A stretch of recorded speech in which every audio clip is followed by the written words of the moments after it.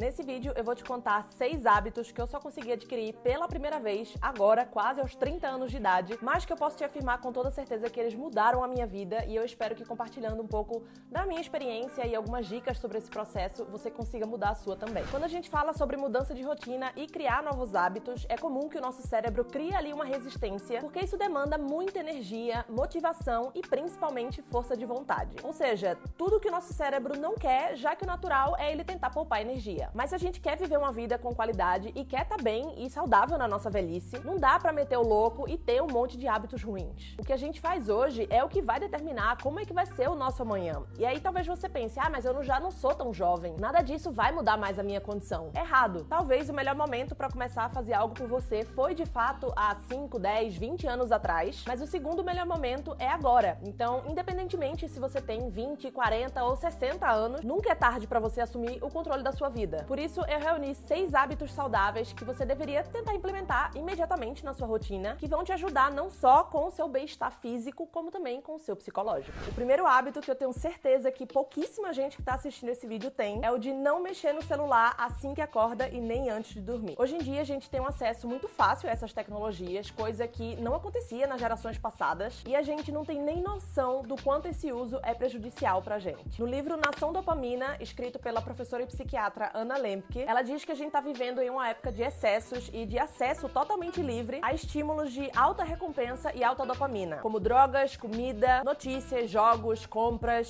sexo e redes sociais. E o poder aditivo desses estímulos é extremamente perigoso. O nosso celular, ele oferece dopamina digital 24 horas por dia, 7 dias por semana, para uma sociedade que, ao mesmo tempo que tá conectada, tá totalmente alheia ao que tá acontecendo ao seu redor. Então, no final, tá todo mundo muito vulnerável a esse consumo excessivo e a compulsão. Por isso que pegar no seu celular assim que você acorda, seja para ver notícias, e-mails, redes sociais ou o que for, é uma forma de começar o seu dia injetando ali uma quantidade absurda de dopamina no seu cérebro, que mais tarde vai se converter em ansiedade e comportamentos compulsivos. Assim como ficar no celular até ali perto da hora de dormir, também vai causar problemas de insônia e ansiedade. Por isso, não reproduza esses comportamentos se não são esses os resultados que você quer pra sua vida. Eu conheço um monte de gente que reclama que tem ansiedade, que tem problema pra dormir, só consegue dormir de madrugada, que às vezes até toma remédio pra isso, e aí quando você vai ver, a primeira coisa que a pessoa faz quando acorda é pegar no celular. Passa o dia inteiro ali rolando feed no Instagram, vendo um monte de vida perfeita e se comparando, fica lendo Twitter já deitada ali na cama, esperando o sono chegar. Mana, sério, como que você reclama de tudo isso se tudo que você faz é justamente o que contribui pra que isso aconteça? Amiga, não tem como te defender!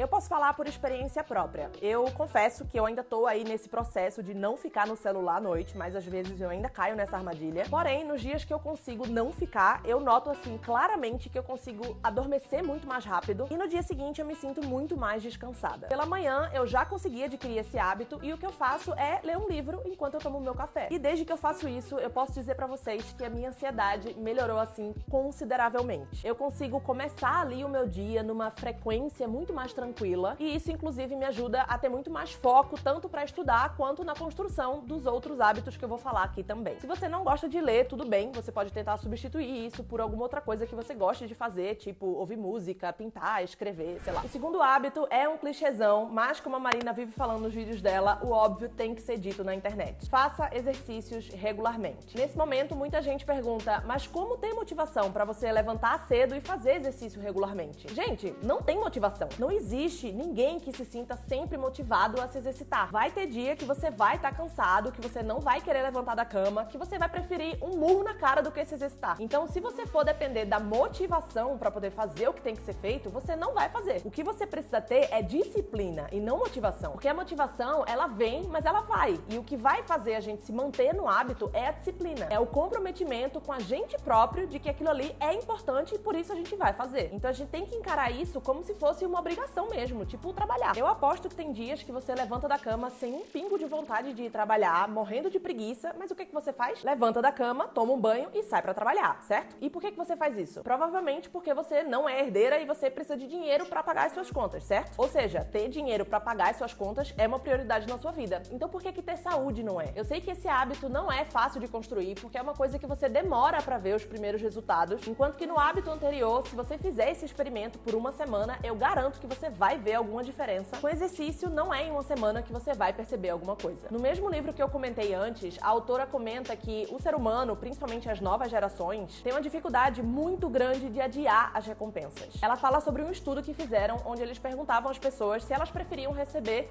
uma quantidade X de dinheiro naquele momento ou se elas preferiam esperar um ano e receber 2 vezes aquele valor. A maioria das pessoas responderam que preferiam aquela recompensa imediata e preferiram ganhar um X naquele momento. E aí, traçando um paralelo disso com essa questão do exercício, o que acontece hoje em dia é que as pessoas preferem recorrer às coisas que vão dar um resultado mais imediato, ainda que elas não sejam saudáveis, do que fazer uma escolha saudável que vai ser muito mais benéfica a longo prazo. Então as pessoas preferem fazer uma lipo ou uma dieta maluca que a curto prazo até pode trazer aquele resultado estético que elas querem, mas a longo prazo não é nada benéfico para a saúde. Até porque o exercício ele é muito mais do que estética, né? O corpo humano, ele precisa se exercitar. Não é uma questão de escolha, é uma questão de necessidade biológica. É comprovado cientificamente que quanto menos a gente se mexe, menos mobilidade a gente vai ter no futuro. É como se o nosso corpo fosse um carro e o exercício fosse aquela ida ao mecânico para trocar os pneus, lubrificar o motor e etc. Por isso que hoje em dia, na era dos trabalhos home office, mais do que nunca é extremamente importante a gente falar sobre isso. E aí, mais uma vez, eu posso falar da minha experiência. Faltam 3 meses para eu completar 30 anos e, acreditem ou não, esse ano foi a primeira vez que eu consegui manter uma rotina de exercícios. A minha vida inteira eu sempre tentei manter esse hábito, mas eu nunca tive a disciplina suficiente para continuar. Então eu passei muitos e muitos anos aí totalmente sedentária. Então, se eu conseguir mudar isso depois desses anos todos, você também consegue. O que tem me ajudado a manter esse hábito de me exercitar 3 vezes por semana é usar um habit tracker, ou em português, um rastreador de hábitos. É lá que eu defino uma meta de quantas vezes eu quero fazer exercício e cada vez que eu faço, eu vou lá e marco o que eu fiz. Assim eu consigo ver que essa barrinha da meta tá crescendo e, consequentemente, eu consigo ver que, ainda que os resultados fisicamente não sejam tão óbvios, eu sei que eu tô no caminho certo e que existem sim progressos. No vídeo que eu falo sobre organização e planejamento, eu falo um pouquinho mais sobre esse habit tracker, então vou deixar o link aqui embaixo pra você assistir depois. Outra dica que tem me ajudado nessa constância é fazer exercício em casa. Se você é como eu, que não gosta de academia e morre de preguiça dessa logística de ter que se arrumar pra sair de casa, ir pra lá e tal, você pode tentar experimentar fazer em casa mesmo. Atualmente eu tô usando um aplicativo que se chama Treino em Casa, onde ele personaliza os treinos de acordo com o meu objetivo e também dá pra baixar as séries pra poder você fazer offline. Eu tô gostando muito dele, mas é um aplicativo pago, então se você não quer ou não pode fazer esse investimento agora, eu recomendo muito os canais da Carol Borba, da Chloe Ting e da Pamela Reif. As 3 fazem vários vídeos com séries de exercícios para todos os níveis, desde iniciante até avançado, e também de diferentes estilos e duração, desde vídeos curtinhos de 10 minutos até vídeos bem mais longos. Então, assim, não tem desculpa. Terceiro hábito, meditação. Já tô ouvindo gente falando,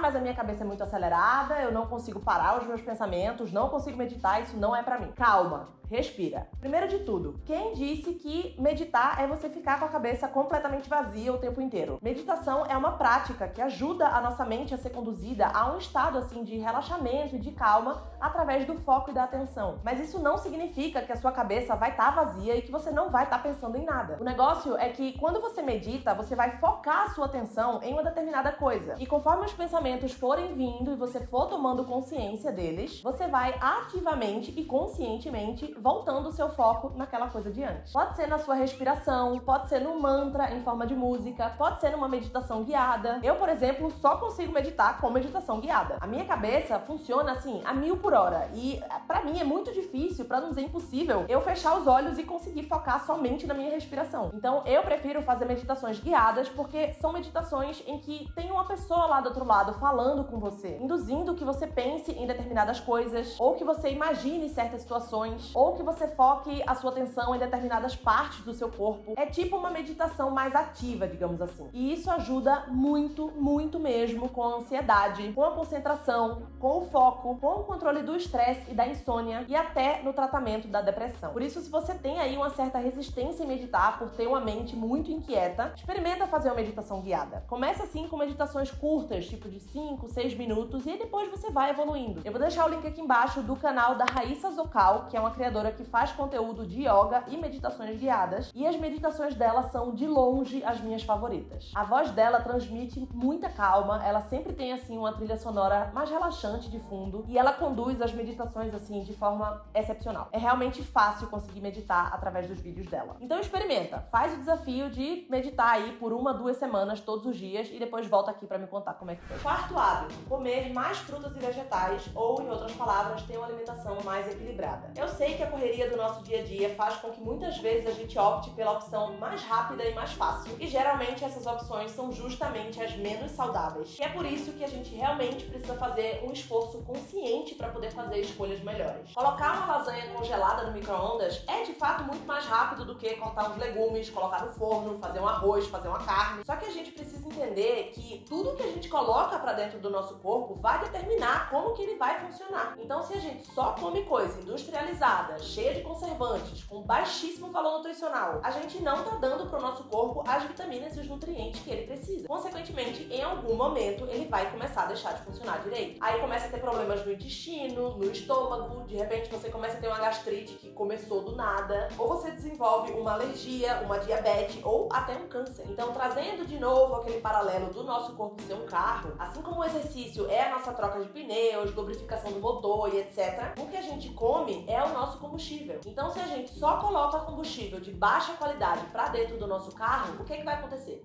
Uma hora ele vai parar, né? E com a gente é a mesma coisa. E com isso, eu não tô querendo dizer pra gente ficar paranoico, não consumir agora mais nada industrializado, nada de açúcar, tudo natural. Não, calma. A gente também precisa ter um equilíbrio. É óbvio que você pode continuar comendo o seu chocolatinho, o seu refrigerante, sua pizza de vez em quando, mas é extremamente importante que você consuma mais frutas e verduras do que alimentos ultraprocessados. Ou seja, a base da sua alimentação ser uma base mais natural. É aquela máxima de descasque mais e desembale menos. Por isso, tenta fazer esse exercício. Por uma semana, tira foto de tudo que você for comer. E no final dessa semana, preste atenção nas suas refeições. Você inclui legumes e verduras nos seus pratos? Você come frutas? Se a resposta for não ou for pouco, então definitivamente você deveria rever os seus hábitos de comportamento. Você pode tentar, por exemplo, incluir salada em todos os seus almoços, ou definir que, sei lá, 2 vezes por dia você vai comer alguma peça de fruta. O importante é você criar essa consciência de que aquilo que você está comendo vai sim impactar a sua vida a médio e a longo prazo. E por isso, a responsabilidade de fazer escolhas mais saudáveis é só sua e ninguém vai poder fazer isso por você. O quinto hábito é o básico, é o óbvio, que muita gente não faz e que eu própria até 2, 3 meses atrás também não fazia, que é beber pelo menos 2 litros de água por dia. Eu sei que todo mundo sabe disso, mas a verdade é que muita gente negligencia, achando que é uma bobagem e que não importa tanto. E aí essas pessoas só começam a prestar atenção nisso quando elas chegam em algum ponto crítico, tipo ter algum problema nos rins ou algo assim do gênero. Então que tal se a gente fizer as coisas direito antes de dar merda? Não é muito melhor? Eu nem vou falar aqui os benefícios de tomar água, porque né? Mas o que eu quero compartilhar aqui é como que eu consegui começar a beber 2 litros de água ou mais por dia. Como eu acabei de falar, até 2, 3 meses atrás, eu não bebia nem 1 litro de água por dia. Acreditem. Aliás, tinha dia que eu não bebia nem sequer uma gota de água. Eu só bebia, tipo, suco, refrigerante, cervejas, enfim, outros líquidos. E eu não preciso nem dizer que, tipo assim, todo mundo à minha volta sempre brigou comigo por causa disso. Meu marido, meus pais, meus amigos, as pessoas que me conhecem bem sabem que eu sempre fui ruim de beber água. Aí eu vim pra cá, pra Alemanha, descobri a água com gás, comecei a gostar, e aí eu comecei assim a beber um pouquinho mais do que antes. Tipo, 1 copo por dia.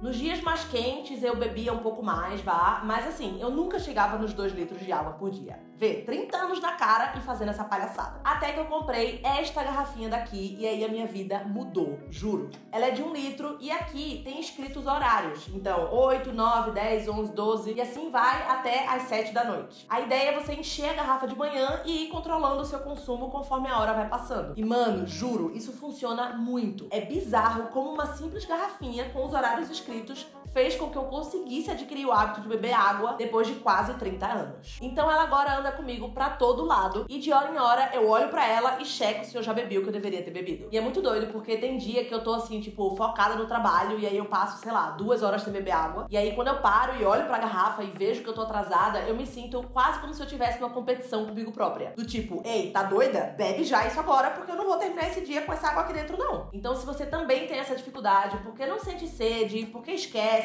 ou o que for, experimenta então comprar uma garrafinha dessas, porque eu juro que foi isso daqui que virou a chavinha. Inclusive eu estou atrasada.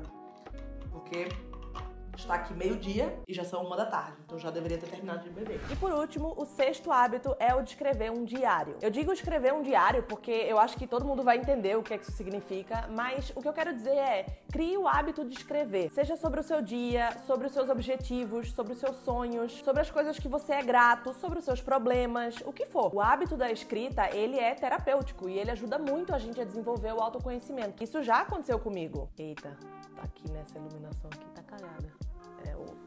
A geladeira, a janela. Teve uma época da minha vida que eu me senti muito chateada como amiga, porque eu tinha expectativas sobre ela em relação ao que estava acontecendo comigo naquele momento da minha vida, e ela não agia como eu achava que ela deveria agir, porque aquilo sim era ser amiga. Nem vou entrar nesse aspecto da gente criar expectativas ou não, porque a gente é humano, né? E a gente sabe que a gente cria expectativas. É óbvio que a gente cria essas coisas na nossa cabeça, e aí quando as coisas não acontecem da forma que a gente espera, a gente que lute pra lidar com essas frustrações, mas enfim. O ponto aqui é que eu não tava nem chateada, eu diria que eu tava magoada com ela há meses. Só que eu não queria falar com ela sobre isso porque eu sabia que aquilo era totalmente descabido e eu também não queria ficar cobrando, sabe? Eu odeio ser cobrada, então eu não ia fazer com ela uma coisa que eu sabia que eu não ia gostar que ela fizesse comigo. Mas aquela magoazinha tava ali e por mais que eu não quisesse sentir aquelas coisas, aquilo ficava martelando na minha cabeça. E foi num dia que eu tava escrevendo aleatoriamente que esse assunto veio na minha cabeça e aí eu comecei a escrever tudo que eu tava sentindo. Comecei a vomitar naquele papel, tudo tava assim guardado, todas as minhas mágoas, as minhas frustrações, tudo. E depois de eu ter escrito, sei lá, umas 3 folhas sobre isso, eu terminei muito mais aliviada, porque eu senti que pela primeira vez eu tinha realmente colocado tudo pra fora. E depois, quando eu reli tudo aquilo que eu tinha escrito, eu automaticamente consegui ter uma outra visão sobre a situação. Sério, foi instantâneo. Quando eu li, eu consegui enxergar pra além daquelas minhas emoções e eu consegui ter uma perspectiva totalmente diferente do que estava acontecendo. E foi naquele momento que essa mágoa simplesmente se desfez. E eu passei a enxergar essa minha amiga com muito mais empatia e muito menos cobrança, sabe? E isso é só um exemplo para vocês terem a noção do poder que a escrita pode ter na nossa vida. Eu não escrevo todos os dias, eu sinto que às vezes é um impulso que me dá e às vezes não, e tá tudo bem também. Mas quando eu sinto que eu tô remoendo ali alguma coisa, alguma situação que aconteceu, algum diálogo, eu costumo sentar e escrever, simplesmente botar pra fora. E isso me ajuda muito não só a desabafar e a liberar essas emoções, que às vezes é só o que a gente precisa mesmo, como também ter outras perspectivas daquela situação. E isso é muito foda. Então, se você nunca experimentou fazer isso, eu aconselho muito. Você pode escrever numa agenda, num caderno, o que for. Ou se você for do digital, como eu, tem um aplicativo que se chama Day One. Ele é gratuito e você pode usar ele tanto no celular quanto no computador. Eu gosto muito porque ele tem senha, então me dá ali uma segurança extra que realmente, assim, ninguém mesmo vai ler. Eu sei que muitos desses hábitos, ou talvez todos eles, você já ouviu falar, mas citando a Marina de novo, o óbvio tem que ser dito na internet. Então eu achei importante trazer esse conteúdo, principalmente porque eu própria só consegui implementar esses hábitos pela primeira vez na minha vida esse ano, e eu consigo ver claramente a diferença que eles fizeram na minha saúde física e na minha saúde mental. E eu sei também que o maior obstáculo, na maioria das vezes, é a gente próprio. Com a nossa rotina, as várias demandas que a gente tem em diferentes áreas da nossa vida, fica mais difícil mesmo a gente manter a nossa força de vontade para construir hábitos mais saudáveis, mas a gente precisa entender que força de vontade é um músculo e a gente precisa treinar ele para ele ficar mais forte. No livro Hábitos Atômicos, o autor diz que a gente precisa facilitar o caminho para os hábitos que a gente quer construir. Então, se você não quer pegar no seu celular quando você acorda ou antes de dormir, facilite esse caminho. Deixe o seu celular fora do seu quarto. Se você quer fazer exercícios regularmente, facilite esse caminho deixando, sei lá, a roupa que você vai usar no dia seguinte já separada. Se você quer meditar, você pode colocar um despertador no seu celular para que ele te lembre que naquele momento você precisa sentar e meditar. Se você quer comer mais legumes e frutas, você pode tentar procurar na internet receitas, né, mais fáceis, rápidas e saudáveis, fazer uma lista de compras, né, com os ingredientes que você precisa, comprar somente o que tá na lista e quando chegar em casa tentar deixar as preparações ali já pré-feitas. Se você quer beber mais água, você pode comprar uma garrafinha como a minha ou colocar despertadores no seu celular para te lembrar de beber mais água. E se você quer adquirir o hábito da escrita, você pode deixar o seu diário com a caneta já ali no lugar estratégico, onde você sabe que todos os dias você vai olhar para ele e isso vai te lembrar da importância de você escrever. TV. O mais importante de tudo é você entender que um hábito não se cria de um dia pro outro e que tá tudo bem se você falhar hoje. Amanhã é outro dia e você pode fazer diferente. Essa pressão da gente conseguir ser 100% consistente em todos os hábitos saudáveis não vai te trazer nada de bom a não ser ansiedade e desmotivação. Então começa aos pouquinhos, pega um desses hábitos e começa a tentar implementar ele. Vai devagar, começa com uma meta pequena que você consegue atingir. E aí quando você já estiver confortável nela, você vai aumentando ela aos poucos. Isso é um processo que não é linear, mas que se a gente consegue manter a disciplina, mesmo nos momentos assim mais down, ele vai ficando cada vez mais fácil. Então é isso, me conta aqui embaixo quais desses hábitos você já pratica no seu dia a dia, como que você conseguiu implementar ele na sua rotina e quais deles você ainda quer adquirir. Eu espero que você tenha gostado desse vídeo e a gente se vê no próximo. Tchau!